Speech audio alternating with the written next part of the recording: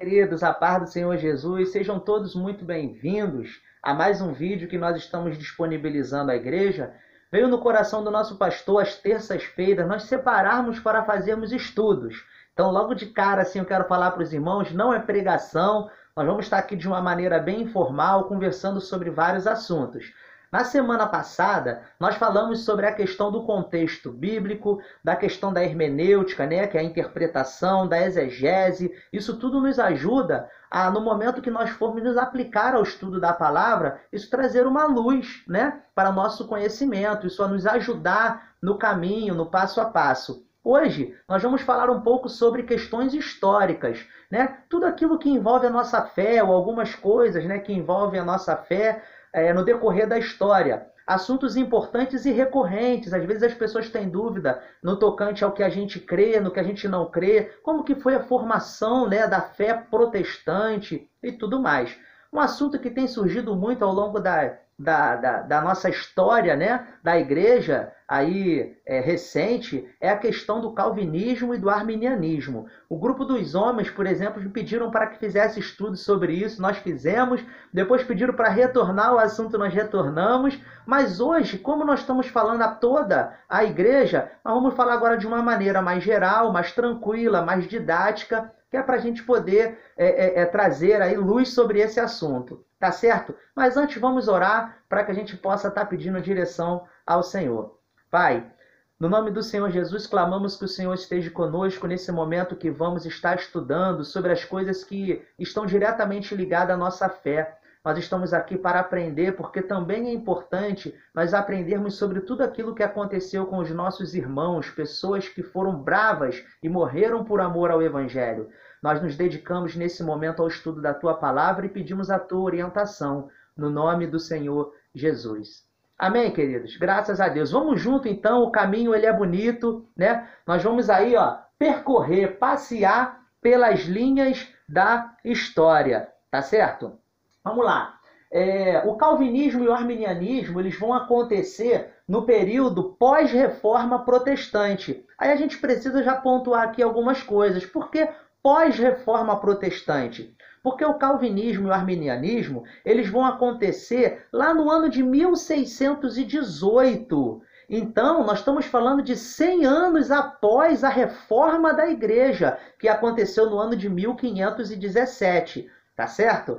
Quando a gente fala sobre essa questão de calvinismo e arminianismo, nós estamos falando aí de soteriologia, ou seja, do estudo que envolve a doutrina da salvação. O que a gente crê, né, sobre a questão da salvação. Então, a igreja evangélica, ela tem esses dois linhas, né, de visão sobre isso. E hoje nós vamos falar sobre a questão histórica e não doutrinária. Tá certo? Vamos junto, então, percorrer esse caminho aí que é, como eu falei para os irmãos, muito bonito, né? Mas para compreendermos melhor esse período, precisamos retornar para o período da pré-reforma. Por que isso? Porque quando a gente fala da questão da soteriologia da igreja, a gente vai olhar para a reforma. E a gente não consegue falar da reforma sem a gente olhar para a pré-reforma. Aí sim, será um caminho que vai ser traçado de forma tranquila para a gente poder chegar lá na frente e falar: agora eu entendi por que que isso aconteceu. Tá certo? Vamos junto então? Olha aí, falando de pré-reforma, nós vamos falar do século XII, chamado de os valdenses. Quem eram os valdenses? Bom, os valdenses, eles eram grupos de pessoas que eles eram discípulos de um homem chamado Valdo, que depois ele ficou conhecido como Pedro Valdo. Por que Pedro Valdo? Porque naquela época ele usou-se de um versículo que Pedro falou e as pessoas associaram ele à pessoa de Pedro, né? Falaram: olha, essa palavra marcou muito, esse versículo marcou muitas atitudes de Valdo. Então ele era chamado de Pedro Valdo. O que eles acreditavam naquela época? Ainda não tinha reforma protestante. Nós estamos falando aqui, para os irmãos terem ideia, do ano de 1180. Olha aí, irmãos, coisa aí de mais ou menos o quê? 400 anos antes da reforma. Vamos lá caminhar. Eles pregavam a Bíblia como única fonte de autoridade eclesiástica. E isso daqui é muito importante a gente entender. Porque naquela época, a gente sabe que os dogmas papais, a igreja estava muito envolvida na questão da corrupção, e os dogmas papais, meio que eles conduziam a igreja aí pelo caminho que eles queriam que a igreja fosse conduzida. E os valdenses, eles eram um grupo de pessoas que eles defendiam apenas a Bíblia como autoridade de fonte eclesiástica. Tá? Então, o segundo ponto aí que nós vemos dos valdenses era dividir os seus bens aos pobres. Né? Eles eram chamados, inclusive, de os pobres homens de Leão, né? Ou os homens pobres de Leão. Por quê? Porque eles queriam fazer com que a igreja se mudasse essa questão. A igreja acumulava muita riqueza e cobrava muito das pessoas e tudo mais, mas ele falava que tinha que ser o contrário. A igreja ela tinha que, de alguma maneira, ajudar aquelas pessoas que naquele momento ali estavam com grandes dificuldades. Tá certo? Então eles defendiam que a igreja deveria ajudar os pobres com os seus bens. Tá certo? Que é o que a gente procura hoje, né? Defendiam a tradução da Bíblia para todas as línguas. Olha aí que importante. Naquela época, haja vista que a Bíblia, o Antigo Testamento, foi escrito em hebraico e o Novo Testamento ele foi escrito em grego. E naquela época, como a Igreja Católica ela era detentora, né? Ou melhor, a língua que era detentora daquela época de todo aquele mundo religioso era o latim, a única coisa que tinha era a Bíblia hebraica, né? Nós tínhamos também a Septuaginta, que era a Bíblia hebraica, que foi traduzida para o grego. Nós tínhamos o Novo Testamento em grego e a tradução única que havia para o grego era do latim. E o que os valdenses queriam? Que a Bíblia fosse traduzida para todas as línguas, porque as pessoas não tinham acesso à Bíblia naquela época, tá certo? Uma vez proibidos de pregar, eles se basearam em Atos capítulo 5, versículo 29, é o que nós falamos lá no início, na questão de Pedro Valdo, que eles disseram assim, olha, importa obedecer a Deus do que aos homens. Então o que eles fizeram? A igreja proibiu os valdenses de pregarem a palavra, porque os valdenses eles vinham com questões que eram totalmente contra aquilo que a igreja praticava naquele momento. Então os valdenses falavam, não, pô, a igreja está errando no tocante às indulgências, a igreja está errando no tocante a acumular tesouros na terra, a igreja está errando numa série de coisas, em fazer com que apenas as escrituras estejam no latim, e isso não dava acesso ao leigo, não dava acesso, né, ao povo da terra. Então os valdenses eles eram contrários a isso. E a igreja proibiu os valdenses de pregar.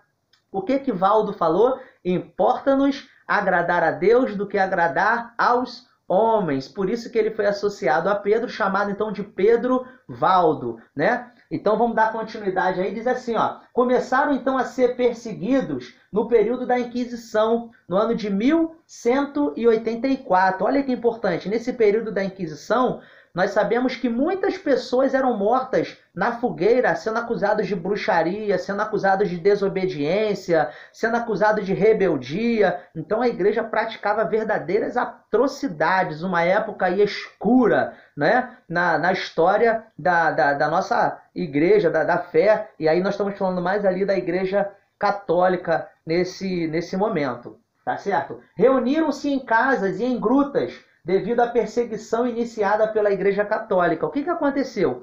Como a igreja proibiu que eles pregassem, eles fizeram o quê? Começaram a se reunir nas casas e em grutas, porque eles eram perseguidos pela igreja. Depois, o que vai acontecer? Nós vamos ter aí João Wycliffe. João Wycliffe, ele vai começar a ter as ideias de fazer o seguinte, fazer com que a igreja voltasse às obras primitiva, né? Tá aí a figura dele, né? João Wycliffe. Ele começou a defender o retorno da igreja às práticas primitivas, ou seja, em a igreja olhar lá para trás e começar a fazer, reavaliar a sua maneira de vivência, do que estava fazendo e retornar às obras antigas, tá certo? Também ele denunciou a corrupção do clero católico. A gente sabe aí, ao longo da história, a gente sabe que havia muita questão de corrupção na igreja envolvendo o clero, né? Muitas coisas aconteciam ali e aquelas coisas eram tudo eram escusas, eram coisas que ficavam ali nos tapetes e tudo mais, mas haviam pessoas que não concordavam com aquilo e uma dessas era justamente esses homens que se levantaram no período de pré-reforma protestante, tá certo? Se é que podemos dizer assim ainda, né? Era um movimento de pré-reforma e a gente vai entender o porquê isso aí, tá certo? Ele também defendia que a igreja deveria se voltar para as questões das escrituras, fazendo com que as questões de política e tudo mais fosse deixado com o Estado. Por que isso? Não é que não é importante isso, mas ele dizia o seguinte, olha, a igreja ela está totalmente dentro da política. As pessoas elas viviam por isso, né? Os cargos e tudo mais, eles eram inclusive separados pela igreja. Então, ele defendia que a igreja deveria deixar essa questão com o Estado e se aplicar mais no tocante à questão eclesiástica, tá certo? Era um crítico ferrenho da transubstanciação. Aí aqui a gente precisa parar e dar uma lembrada aí no que vem a ser isso. A gente sabe que a transubstanciação, ela vai ser o quê? Quando a igreja ela colocou como doutrina de que no momento da ceia, o pão, ele deixa de ser o pão para ser literalmente a carne de Cristo. E o vinho deixa de ser o vinho para ser literalmente o sangue de Cristo. Ou seja, se transforma na carne e se transforma no pão. Isso veio acontecer aí muito tempo depois, né? E muitas pessoas eram contra essa ideia. E esses homens justamente levantavam também essas questões, que havia muitos erros doutrinários na igreja. Tá certo? Então ele era contra ferrenhamente a questão da transubstanciação. Tá certo? Vamos lá. Ao defender a pobreza dos padres, ele formou um grupo chamado de os Lollardos. Então, quem eram esses Lollardos? Eram justamente aquelas pessoas que olharam para as ideias dele, não é? De John Wycliffe. Eles olhavam a ideia dele, aceitavam as ideias dele e começaram a agir de maneira com que ele falava. Então, essas pessoas eram chamadas de os Lollardos. Tá? Após isso, nós temos aí, né, mais tarde surgiu um homem chamado João Hus. Quem vinha ser esse João Hus, que viveu ali do ano de 1369 ao ano 1415? Também é um homem importante na questão da pré-reforma. Tá? O que defendia esse homem? Ele se baseava nos ensinos de Wycliffe e formou os hussitas. Então, os hussitas vêm a ser aqueles homens que, assim como tinham os Lollardos, que seguiam a questão de Wycliffe, como teve os valdenses, que seguiram as questões de Pedro Valdo, nós temos agora os hussitas. E olha como é que o tempo ele vai se aproximando da reforma protestante. Ou seja, o movimento pré-reforma foi muito importante, porque foi esse movimento que deu base para que a reforma viesse a acontecer. Tá certo? Então vamos lá. Ele foi morto, queimado vivo, né? Ou seja, ele foi colocado para ser queimado, e no momento que ele estava morrendo queimado, ele começou a cantar um cântico de Davi. Olha só que coisa, né? Que expressão de fé. Isso naquela época em que a igreja estava totalmente ali praticando a Inquisição, né? E tinha as indulgências e tudo mais. Você vê que o negócio estava totalmente complicado. Esse homem ele foi levado à fogueira, acusado de bruxaria, acusado de rebeldia, né, de desobediência, e ele morreu cantando um cântico de Davi. É nesse cenário aí, é neste contexto que vai surgir Martim Lutero, né? Olha o que diz aí. No início do século XVI, baseado nas ideias dos pré-reformadores, proferiu, né, 3 sermões contra as indulgências. Então, Martim Lutero, o que ele vai fazer? Ele vai fazer 3 pregações. E nessas 3 pregações dele, ele vai pregar contra as indulgências. Que, parafraseando, se a gente botar a coisa de forma bem simples assim, era como que se vender o perdão, é como que se comprar um pedacinho no céu. Tá certo? Então, Martim Lutero vai pregar contra isso. E a igreja começou a ver Martim Lutero já com outros olhos. Falou, esse homem aí, ele vai trazer problemas. Tá certo? Então, depois disso, o que Martim Lutero vai fazer? Lá no ano de 1517, para ser mais preciso, né, em 31 de outubro de 1517, ele vai colocar as 95 teses, né, na porta da Catedral de Wittenberg, e ele vai falar ali sobre aquelas 95 que o homem viverá da fé e tantas coisas. Uma das principais ideias de Lutero era isso dali, ó, tendo como grande bandeira a sola escritura. Ou seja, Lutero ele falava o seguinte: somente a Escritura. E se a gente olhar para trás, a gente vai ver que aqueles grupos de pré-reformadores, eles tinham esse conceito de deixar apenas as Escrituras nos guiar pelo caminho, né, eclesiástico, tá certo? Então vamos lá. Lutero ele foi excomungado da igreja em janeiro de 1521. Lembrando que ele colocou aquelas 95 teses em 31 de outubro de 1517, abriu-se um processo, né, contra Lutero pela parte da igreja, e em janeiro de 1521, Lutero foi excomungado. No momento que ele foi excomungado, ele foi exilado lá no castelo de Altenburgo, onde traduziu o Novo Testamento para o alemão. Observe que, mais uma vez, a gente tem aí em Lutero uma questão muito importante, que era justamente um desejo dos pré-reformadores, que era o quê? Começar a tradução das Escrituras para as demais línguas. E foi no momento de exílio de Lutero que lá na Alemanha ele vai fazer a primeira tradução do Novo Testamento para o alemão. Muito importante, né? Então vamos lá. É neste cenário aí todo que surge agora quem? João Calvino. Olha como é que nós estamos chegando perto, né, da onde nós queremos, né? João Calvino ele surge nesse cenário. Ele surge na França. Por quê? Enquanto no Sacro Império, Lutero ele era o reformador, a liderança, né, da reforma, lá na França era João Calvino. E na Suíça era Zuglio, né? O nome dele é Zuglio, isso. É Zuglio, Eurico Zuglio. Então, Calvino ele foi expulso da França. E no momento que ele foi expulso da França, ele foi para Genebra, aonde ele ali deu continuidade ao movimento da reforma. Tá certo? Vamos lá. O que acontece aí? Nesse momento, nós estamos falando já que houve a reforma, né? Com Lutero, teve a pré-reforma, aí veio Lutero, teve a questão das 95 teses, teve a questão ali dele ter sido exilado, dele ter dado continuidade, ter escrito uma série de livros, traduziu a Bíblia para o alemão. Esse movimento de reforma se espalhou por todo o mundo, mais precisamente na França, com João Calvino, e na Suíça, com Eurico Zuglio. E o que vai acontecer? As questões que envolvia a soteriologia, ou seja, as doutrinas sobre a salvação, elas ficaram muito baseadas nas ideias de Calvino. Tá? Então, o que vai acontecer? Quando passa aí a reforma, 100 anos depois da reforma, lá no ano de 1618, a gente vai ter isso daí, ó.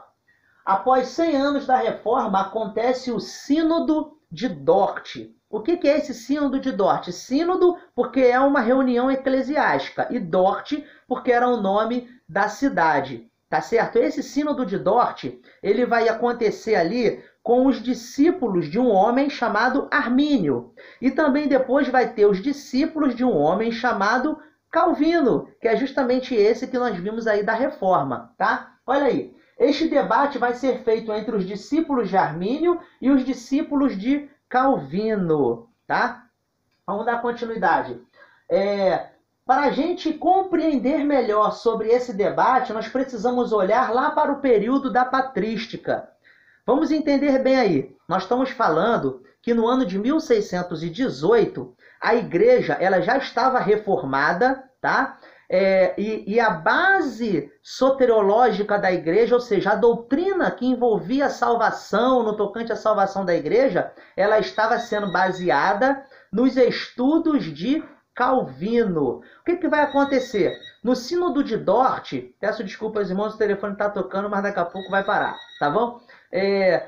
O que vai acontecer ali então? Eles vão pegar aquelas coisas todas ali que estavam envolvendo esses estudos sobre a salvação e vão levar para esse sínodo. E eles vão dizer assim, olha, a gente tem que repensar a questão soteriológica da igreja, porque as ideias que estão vigentes hoje para a igreja reformada, elas estão baseadas nas ideias de Calvino, e nós consideramos que existem pontos aí que têm que ser revistos.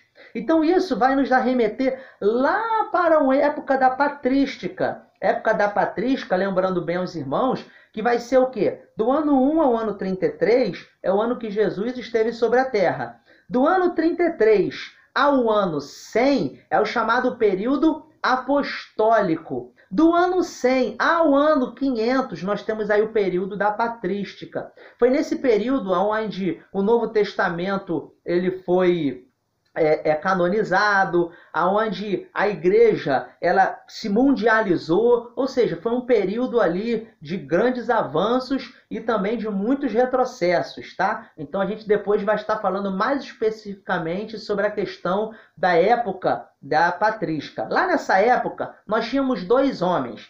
Um era Pelágio e o outro era Agostinho. Então vamos lá. No que tange a salvação, Pelágio, esse homem aí, ele defendia o seguinte. Primeiro, o livre-arbítrio. Ele falava assim, olha, o homem, ele é salvo, né, pela questão aí do livre-arbítrio. Por quê? Porque se ele não quiser se achegar a Deus, ele não vai se achegar a Deus.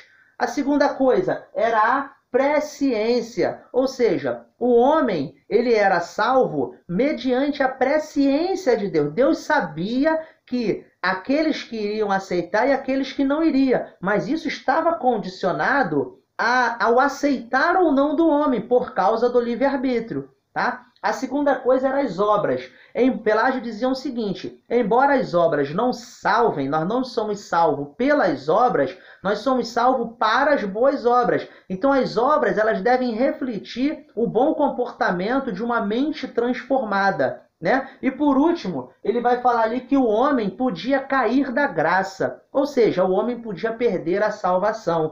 Essas eram as ideias de Pelágio no tocante à patrística, uma época ali, estamos falando dos anos 300 ali após Cristo. Tinha outro homem chamado Agostinho. Agostinho ele já tinha uma ideia totalmente diferente da de Pelágio, tá? Ele defendia o seguinte: a depravação total, ou seja, o homem está totalmente depravado na sua questão social, moral, ética, espiritual. O homem não tem condição de se achegar a Deus, né? Não é uma decisão do homem fazer isso. Então ele era contra a questão do livre-arbítrio, né? A eleição incondicional, ou seja, era Deus que faz o trabalho de escolher o homem que ia ser salvo e o que não ia ser salvo. Uma vez que ele pensava dessa forma, ele estava dizendo o seguinte, que a eleição ela é incondicional, só depende de Deus, não depende do homem, não passa pelo homem. Ele dizia também que a graça era irresistível,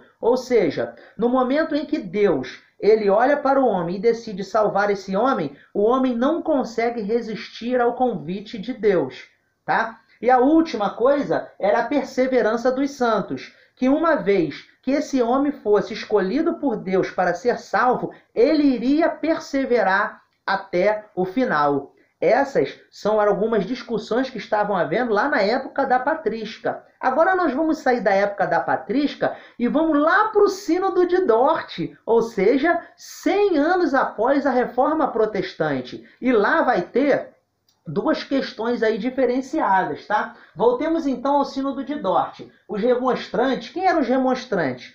Os remonstrantes eram os discípulos de Armínio, né? Armínio, ele era um professor de universidade, teólogo. Os discípulos de Armínio, o que eles vão fazer? Eles vão defender lá no Sínodo de Dort justamente que a igreja deveria reconsiderar seu posicionamento no tocante ao que tangia a soteriologia, ou seja, o estudo sobre a doutrina da salvação que estava vigente naquele momento, já na igreja reformada, né? Então o que acontece? Para isso, eles vão se basear em 5 pontos, né? Vamos a eles, os chamados 5 pontos do arminianismo. Vamos lá. Primeiro, eles diziam o seguinte: a depravação total não anula o livre-arbítrio. Ou seja, embora o homem tenha sido corrompido pelo pecado, isso não anula o livre-arbítrio. O homem ele continua com o direito de escolher se ele quer ou não servir a Deus, uma vez que Jesus veio para salvar a todos, mas nem todos creem. Então estava diretamente ligado a isso o primeiro ponto do arminianismo. Tá? O segundo ponto dizia que a eleição não é incondicional, mas é baseada na presciência de Deus. Ou seja, o que eles diziam? Que a eleição ela não é incondicional, ela está diretamente ligada ao fato de Deus saber quem vai e quem não vai ser salvo, porque a eleição é um princípio bíblico, mas não no sentido de que os calvinistas acreditavam. Isso dito pelos arminianos, tá certo? Então vamos lá. Cristo morreu para possibilitar a salvação, né? Como Jesus, a Bíblia mesmo vai nos dizer. Porque Deus amou o mundo de tal maneira que deu seu Filho unigênito para que todo aquele que nele crer não pereça, mas tenha vida eterna. Ou seja, para todo aquele que crer. Nesse momento, quando Jesus morre, ele possibilita a salvação a todos quantos desejarem. E o último ponto aí, nós temos a graça pode ser resistida. Observem bem que nesse momento aqui, é um contraponto, né, às ideias do calvinismo, quando ele fala a graça pode ser resistida, porque um dos pontos do calvinismo é justamente o quê? Que a graça não pode ser resistida. O que eles diziam? Os arminianistas diziam que o homem ele pode dizer não para Deus.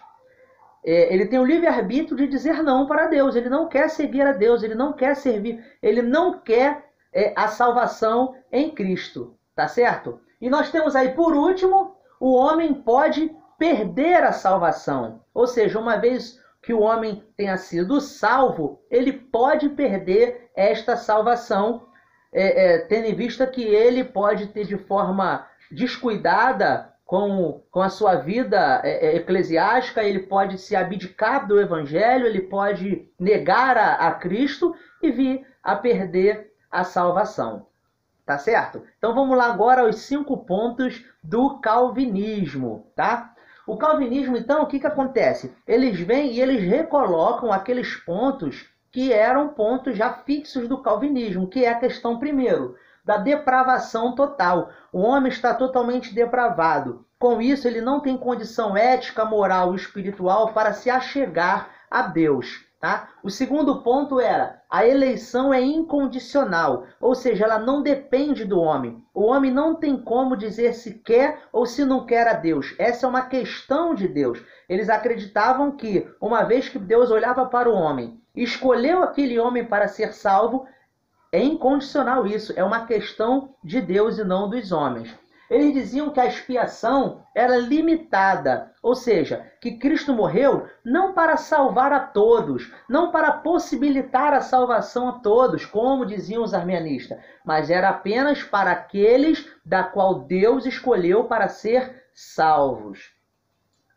A graça é irresistível, ou seja, no momento em que Deus ele escolhe o homem para ser salvo, e coloca diante dele a graça, o homem não tem como dizer não para a graça, ou seja, a graça é irresistível, não tem como o homem resistir ao convite dado por Deus, tá certo? E por último, nós temos ali a questão da perseverança dos santos, que, embora os homens eles tenham sido salvos e eles vão continuar salvos porque Deus os fará perseverar até que eles cheguem no dia da salvação. Bom, isso daí é um pouquinho sobre a nossa história envolvendo aí a questão do arminianismo, o calvinismo, envolvendo as questões históricas da nossa fé. E eu quero dizer para você algo muito importante. Olha, Guedes, eu tenho um amigo que é calvinista, ele é presbiteriano, digamos, calvinista. Vou olhar ele com outros olhos? De forma alguma.